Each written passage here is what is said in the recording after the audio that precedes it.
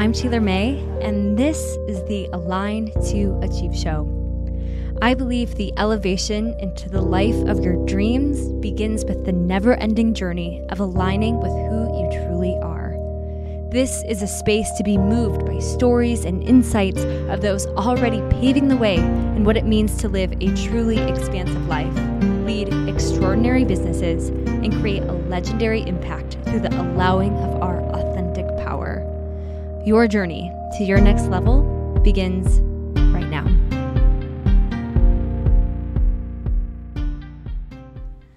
Welcome, everybody. Oh my gosh, thank you for being here. Truly, I just thank you. It means so much that you would want to, out of everything to listen to this today. Align to Achieve.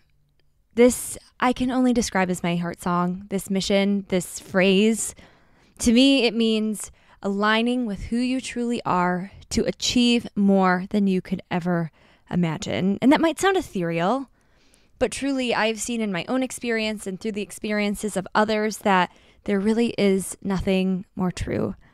And so if you are here listening, I hope that you just feel seen, that you feel empowered, that you feel equipped on a new level to truly go after things in your life that you wouldn't otherwise go after, that you are worth everything that you want, that you deserve everything that you desire for yourself, and that truly begin to understand in deeper ways that it's on you, it's about you, and the only path to getting there is aligning and then taking the aligned steps forward.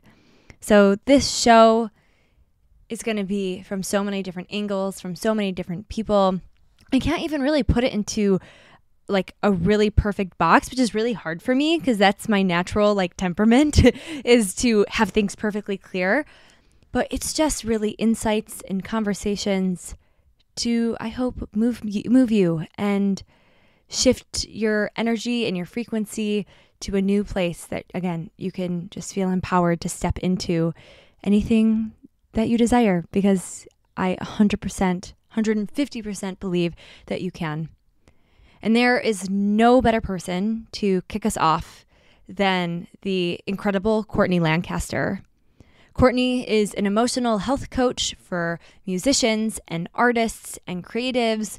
And truly, I think I say this in the episode, there is a before and after when you interact with Courtney, and I bet you're going to experience that while listening to this. She is compassionate. She is trauma-informed. She has been through it all herself. And truly, she is someone that, you believe, if that makes sense. You believe her when she says, you'll hear about this, you're going to have the most beautiful life. And so I am just honored to be able to present this conversation with her. And I just know that you will get something out of it. And so I'm going to leave it at that. There's so much more I want to say, but I'm going to let her speak for herself. So here we go. Before we dive in, just a quick word from our partners. If you have been in conversation with me, you probably haven't gotten past 10 seconds until I've told you about Darling. Darling may be my favorite brand ever. Darling started as a magazine in 2012, and they were the first magazine to not retouch women's skin or bodies and introduce really this deeper conversation for women. And it instantly drew me in.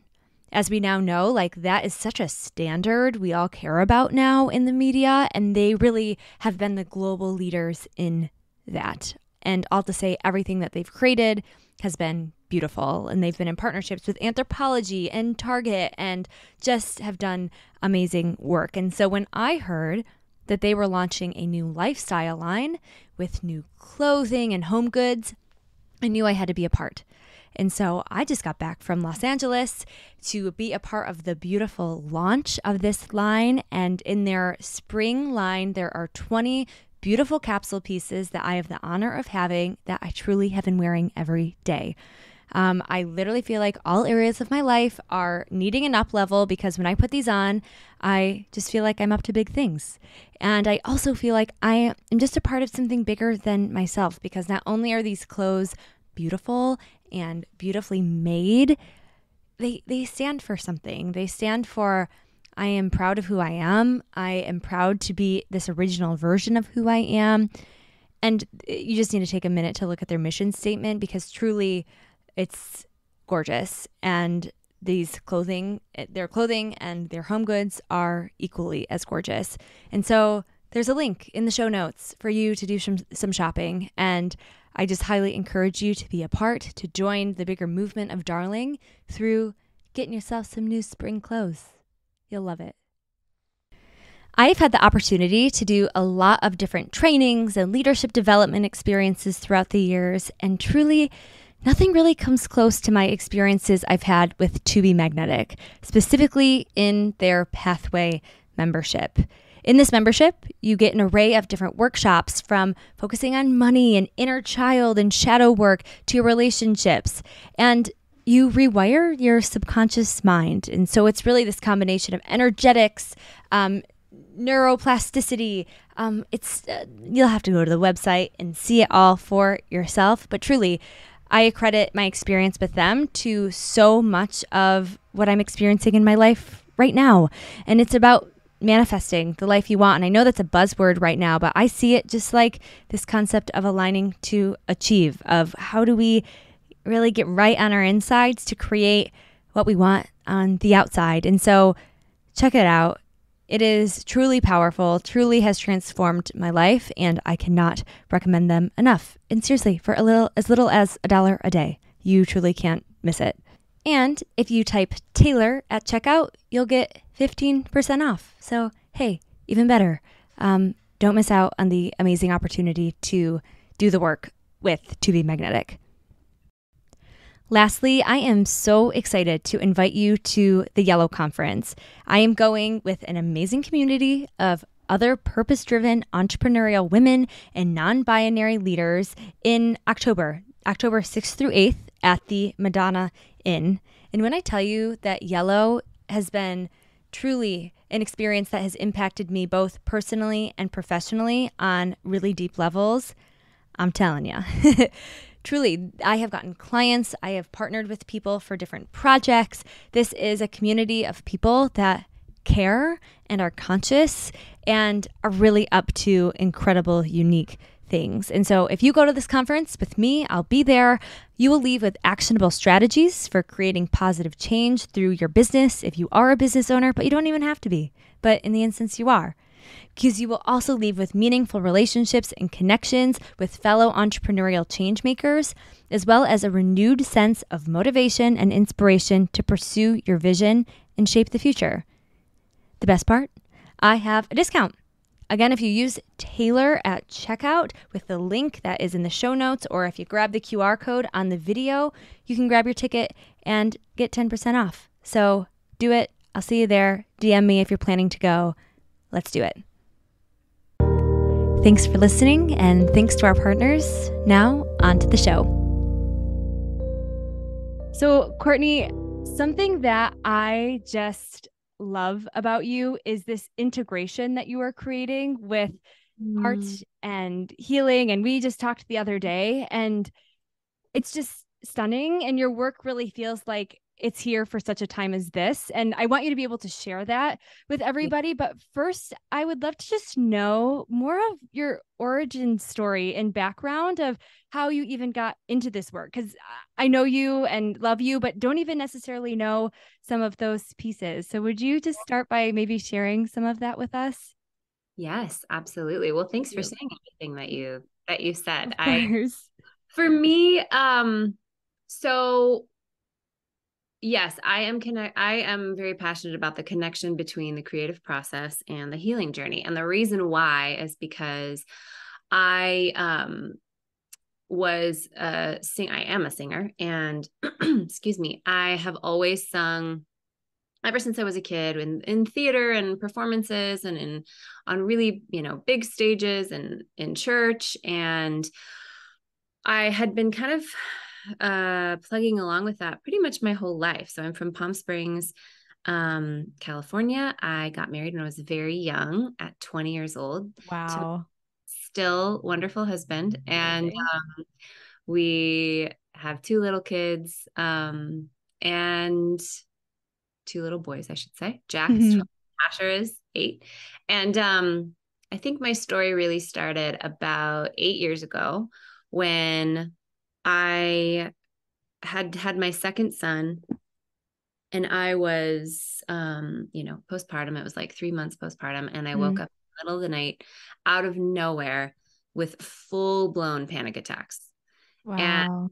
so much that had surfaced, like overnight, literally overnight, that I had never dealt with, never known I needed to deal with. In hindsight, like I can definitely see that Sure. there were things that I, missed, but I grew up a pretty I don't know if you'd say small life, but I was, raised in the church. My parents are still together. Like I had a lot of reasons on paper to think like I'm good, everything's good, and I'm fine, and everything's totally fine. And a lot of just like pain that I didn't know how to deal with. I did not have any tools to deal with. So in my journey to kind of figuring out from that point what to do with that pain, I was still singing, and my pain at that point was really in the way of what I wanted to do. And Mm. it was really frustrating, because the thing that was what I loved. I loved singing. I loved collaborating with other artists and worship leaders and performers and singers. I loved that.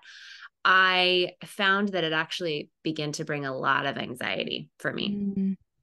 to the point where after a few years, I had to totally stop. And let me just say that that means that for a few years, I completely overrode my own body and nervous system in order to be able to do the thing that I loved. Mm. So damaging for my body, so Mm. damaging for my heart as well. Um, but I think it led me to the question of how do I do this sustainably?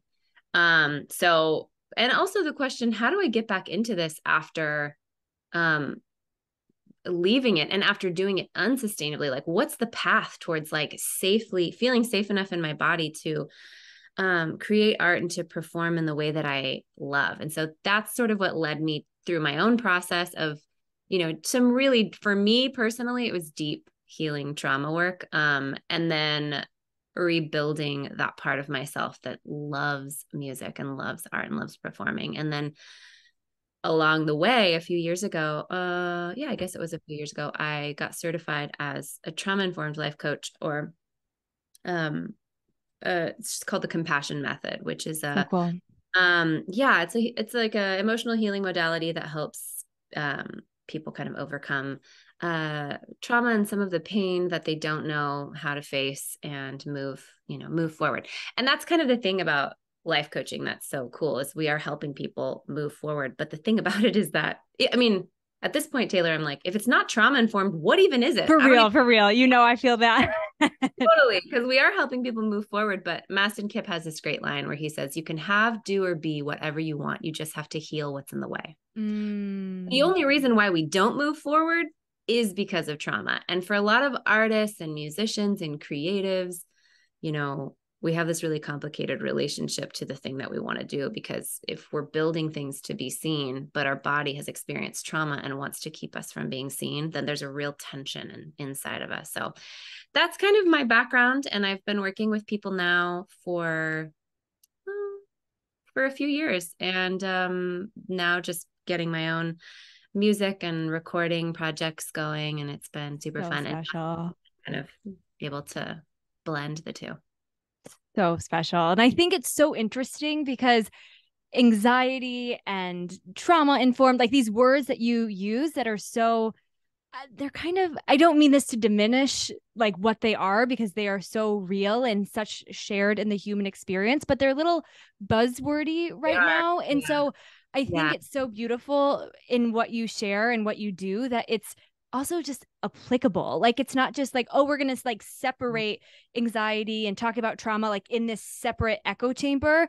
Like I love that you are blending and see the blend of no, we deal with these things so that we can shine even brighter. And so it's so Absolutely. beautiful. And I love what you said too, even about as especially artists, and I know that's who you primarily work with, that Yeah. there already is this innate just desire to feel seen. And so could you share more about that and just what you see in yourself and what you see in other Yeah. people? Like what more is that relationship between the healing journey and this desire to feel seen in our work? Yeah, totally. Well, I think we talked a little bit about this too. It does seem like maybe the two topics are separated a lot in culture, and we have like a Mm-hmm. very there's actually a lot of content around anxiety and depression and trauma. It's funny, I was just listening to an interview with John Mayer, and he was saying having anxiety in 1995 was completely different than having anxiety in Wow. this day and age. He's like, when I was having anxiety, it's like nobody talked about it. It wasn't like a public thing. I just thought I was losing my mind. Yeah. That was it was so it is so true. Not that it's necessarily any easier, but it is. I love that it's becoming a really normal thing to talk about because so many people, especially after 2020, are experiencing a lot of their own pain coming up. Yeah. What can happen, however, when you're healing or when you're in a process of trying to, maybe you're trying to like figure out the root cause of your chronic physical symptoms, or you're trying to figure out the root of your traumatic symptoms, your emotional health, is that we can really get so focused on where is the pain coming from? What do I need to do to heal? Healing, like that we lose sight of the thing that we want to build, Yeah. the reason why we're here, our purpose, the things that light us up. And there are definitely parts of my journey where I just didn't even have capacity to like really, I just was disconnected from what lit me up because I was like really struggling with what was going on inside of me. And that's, I think, really common and normal. But I remember learning in trauma therapy that dreaming is imperative for healing. Mm. You cannot heal if you cannot dream. Wow. Your dreams will always require your healing, and your healing needs your dreams in order to unfold. So when we are only focusing on healing and what's wrong with us, I mean, there's a lot of physiological things that can go haywire in that direction too. You're basically sending your body cues of danger over and over. What's wrong with me? What's wrong with me? What's wrong with me? Yeah. Instead of, okay, there's this thing that I want to build. There's this maybe there's this passion or this hobby or this relationship or this family that I want to, grow or build or be a part of. And I have so much pain. So then instead of letting go of the thing that we want to build, we would say, okay, this pain is what is in between me and what I'm here to do and what I'm here to build. So what are the baby steps that I need to take to move towards the thing I want to build? And creativity, creation, paying attention to what lights you up, it is Yeah. the thing that pulls you forward in your healing. It gives your healing a purpose. And that's why I love like the combination of the two, because we need our dreams in order to heal. And I don't quite think that that's a message that we hear often enough. No, gosh, that like makes me like I literally got teary as you were like saying that because it's so true and it's so hopeful. And it reminds me of I'm actually reading a Deepak Chopra book right now, and I was literally just reading last night, and he was comparing like the essence of us as a human to different parts of nature. And so he was like a flower, they know their intention is just to grow. Like a tree, they know to stand there. The sun, it's there to shine. And so it just, he related to that as a human, like we are here as humans to take ideas and manifest them into a reality. Like the constant creation is what we are designed to be. And so that just reminds me of exactly what you were saying. And I think it is so different than just right different seasons for everything where it's like, okay, sometimes we're zeroing in on something that's really hard for healing, but to know that that is a path that including dreaming, envisioning, and growing in your life is a means to healing too is just super special and super cool. And I know that in that process of dreaming and healing, that I know important to you is really including the body and not just rewiring our thoughts, but also reconciling our relationship with our bodies. So could you Yeah. share more about that component of your work too? Yeah, absolutely. Yeah, I think that it was interesting. I was just talking to a client this week and they were talking about they had gone through a bunch of stuff last year and she's like, I just feel like it was an out of body experience.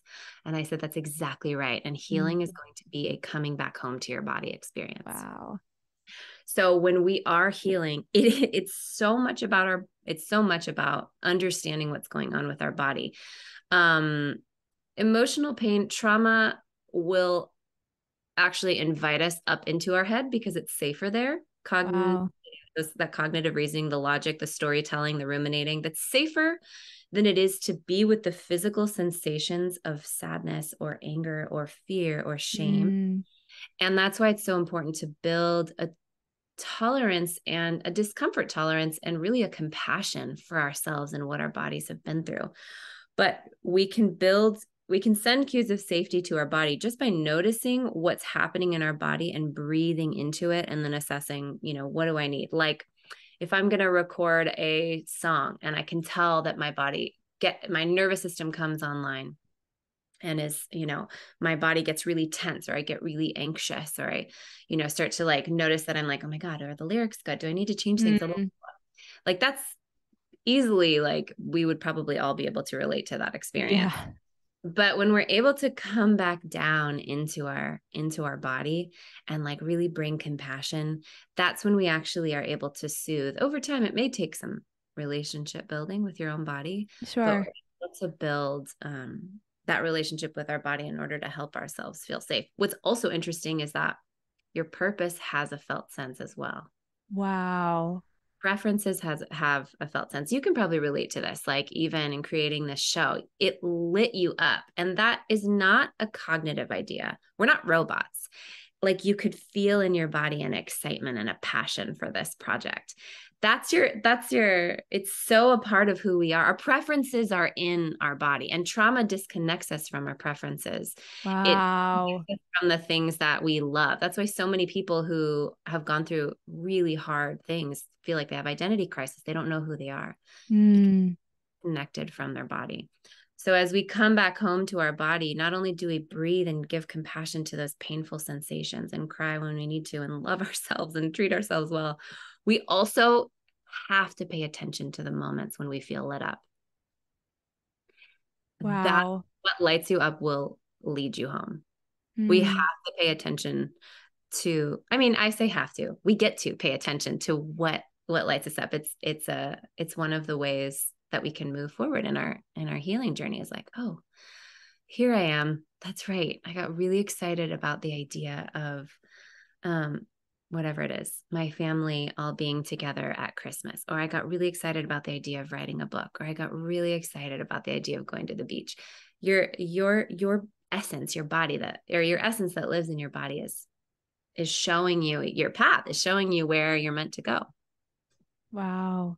And so, Yeah. how would you tell a client or someone else, bringing that down to even the practical of here's Uh, how you actually connect to your body and come back home for maybe someone that is feeling really disconnected?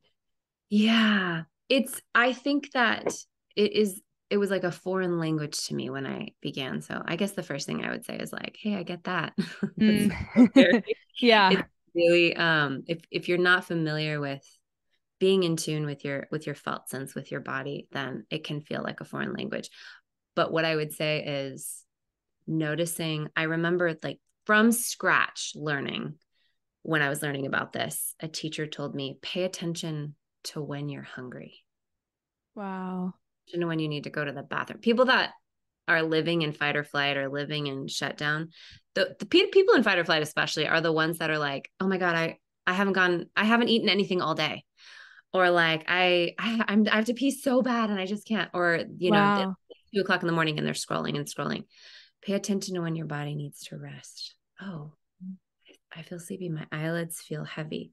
What are the physical signs that show you that you're hungry? Oh, there's a gnawing in my stomach. I notice that I'm hyper aware of all the food around me. Or, um, oh my gosh, I felt like an openness in my throat when I thought Mm. about writing this song or whatever.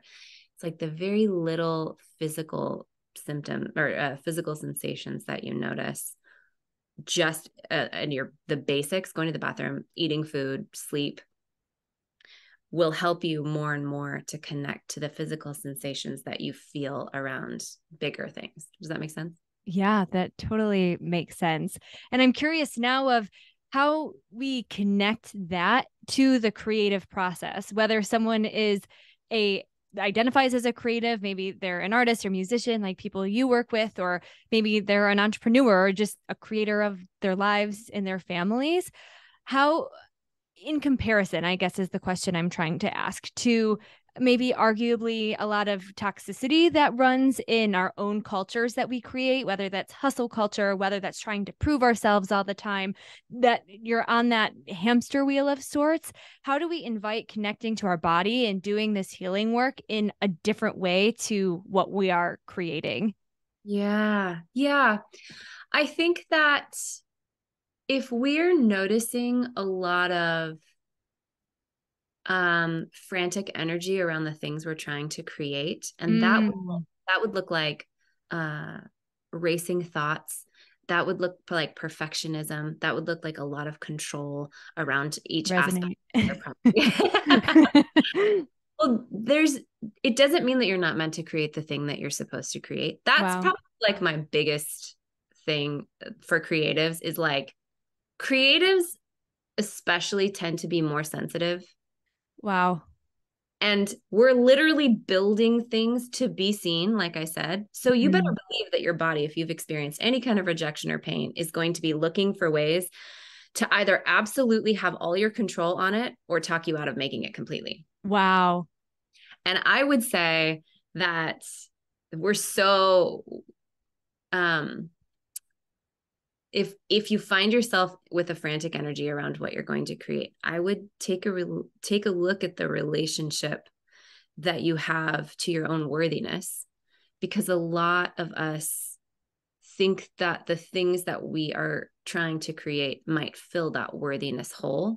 And that, again, doesn't mean that you're not here to create those exact same things, but the intention behind it, we might want to look at what is the intention behind that. And maybe it's a mix of both. For me, for a lot of people, for sure, absolutely. It's like Mhm.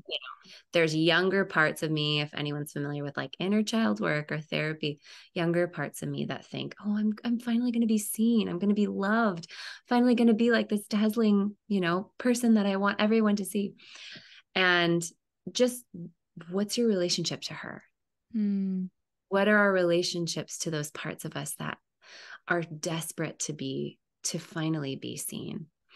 And when we can really cultivate our own worthiness, speak compassionate, loving words to ourselves, really grow that internal mother or father that will, you're so loved no matter what. mhm.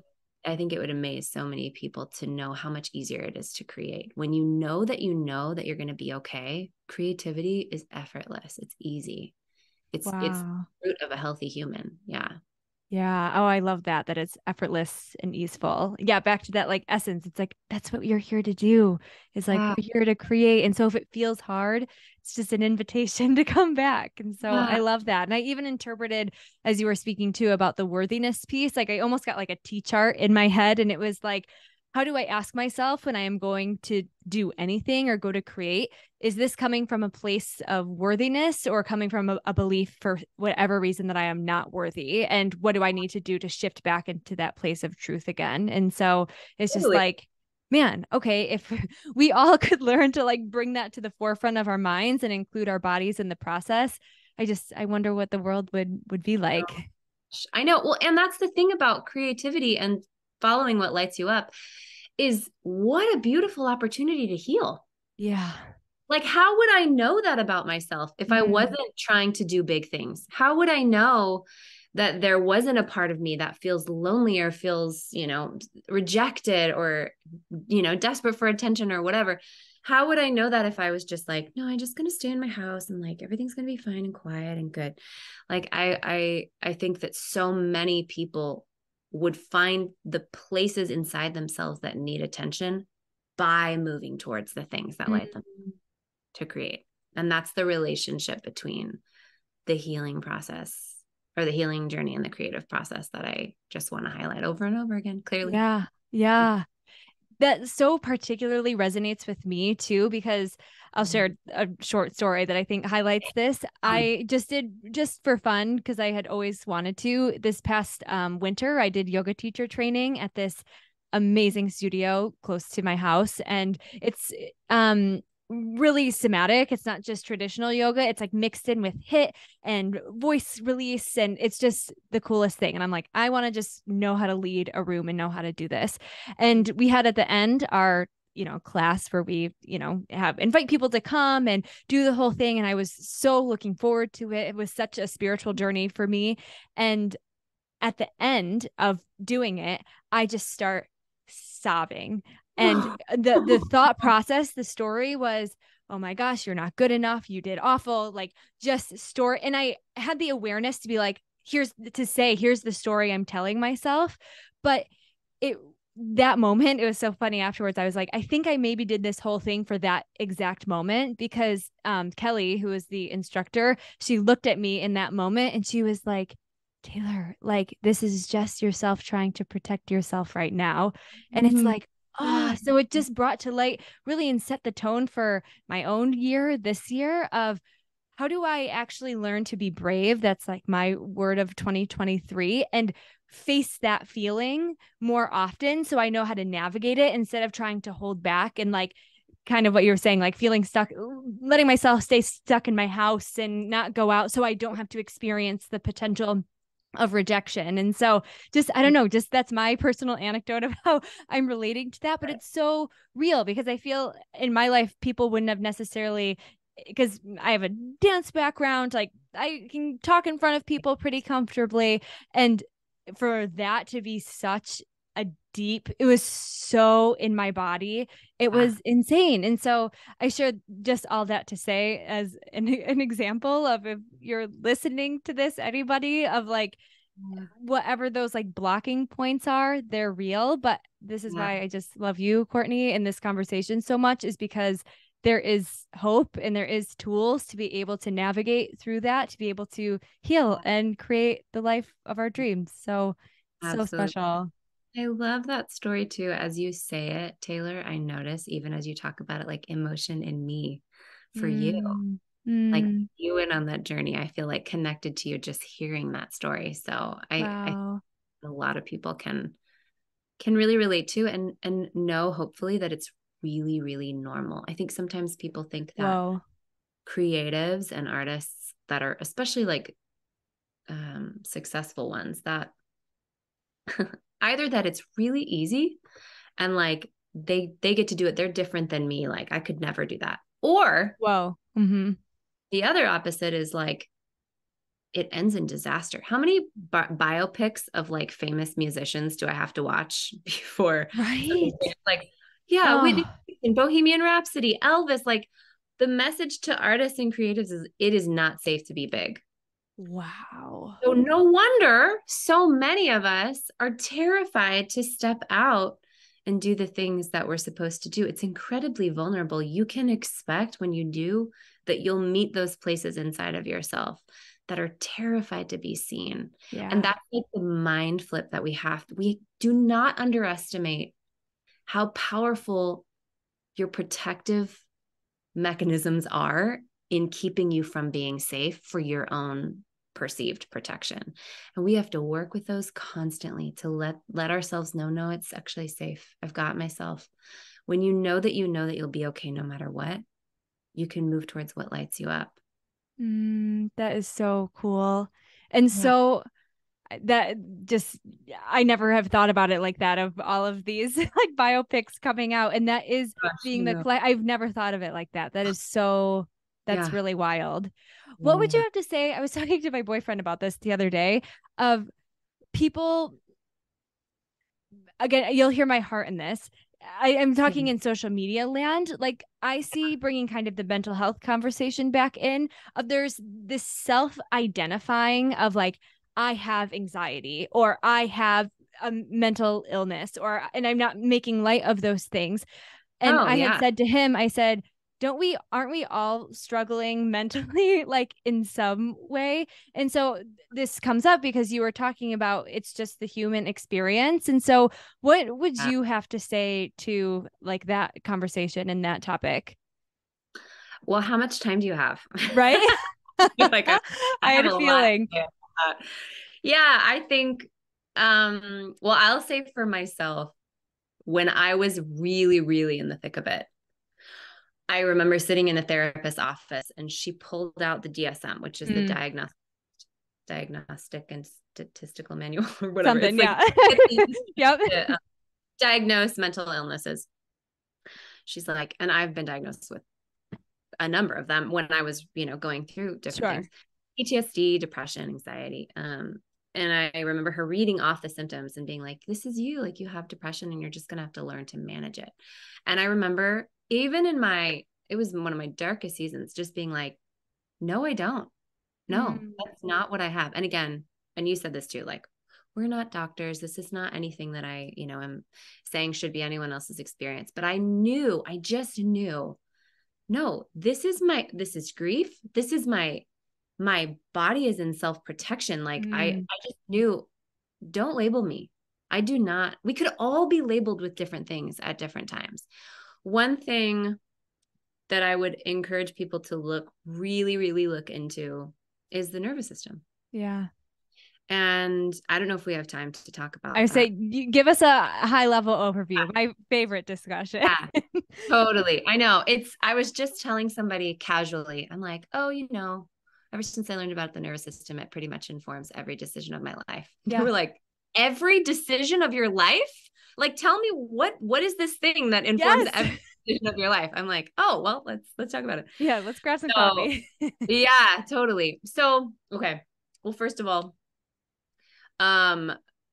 we all have something in the back of our brainstem called neuroception. And that part of our brain is constantly scanning the environment for safe or dangerous based on what we've been through in our past. And in the Western world, so much of what our brain perceives as dangerous is actually just unresolved pain. It's unresolved things that we've gone through that our bodies don't yet know is resolved and over. So it's constantly looking for anything that might look like that. Based on how safe our brain thinks we are, it will tell our nervous system to put us in one of three states.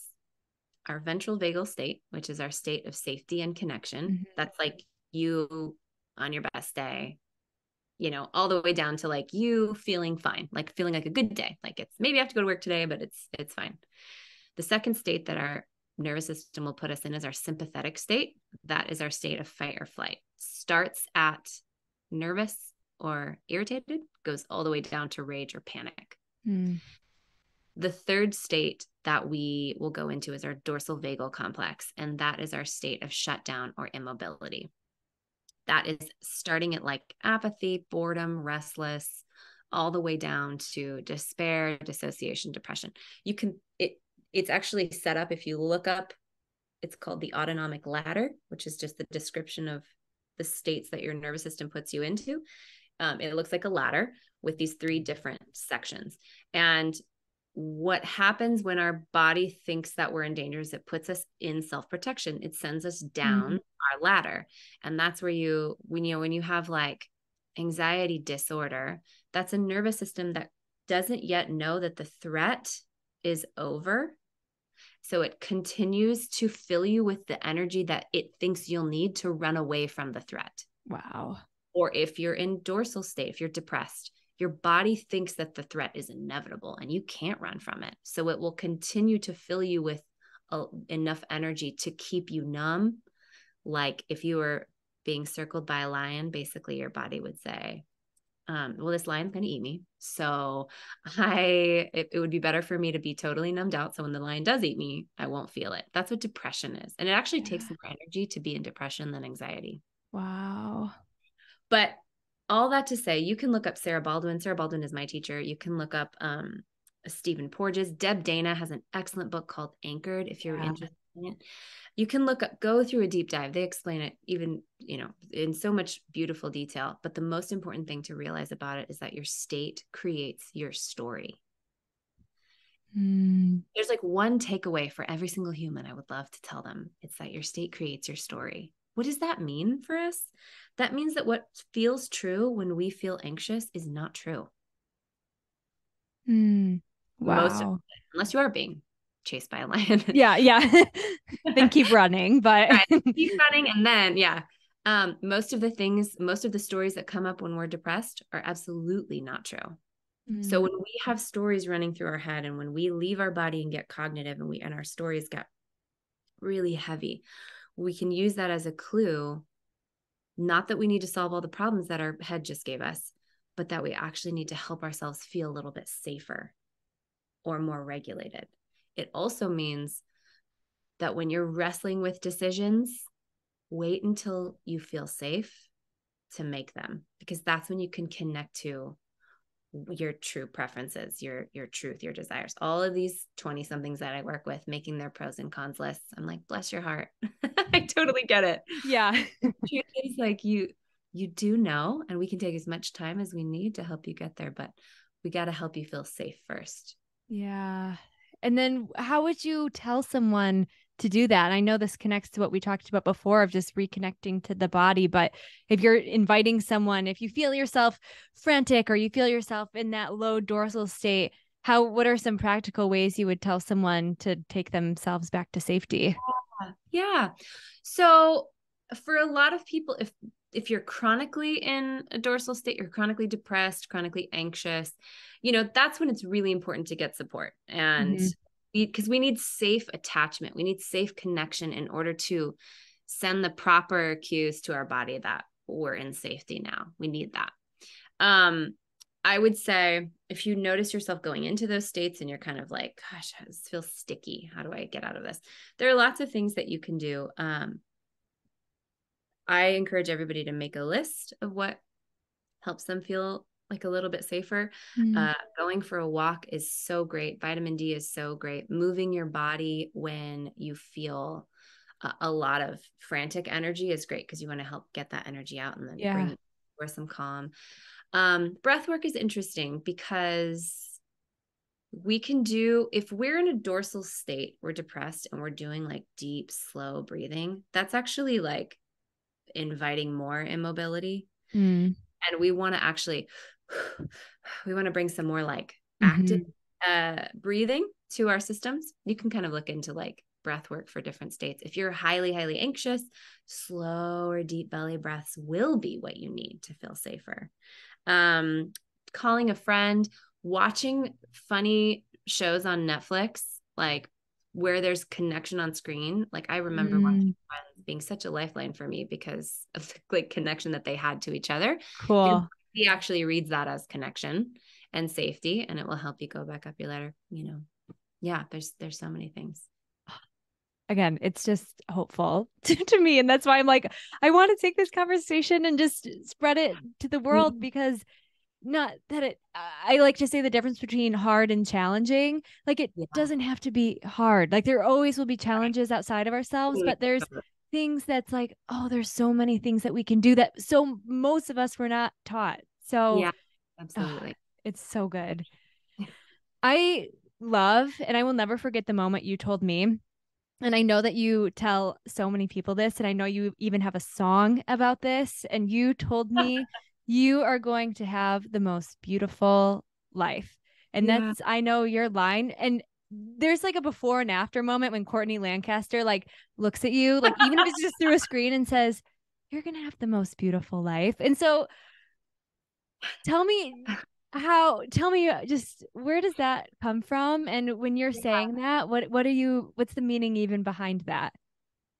Thank you for asking that. Oh, I'm so glad I Yeah, remember and the that song moment. is beautiful. I was wearing your t-shirt earlier today. I was going to wear it, but then I changed.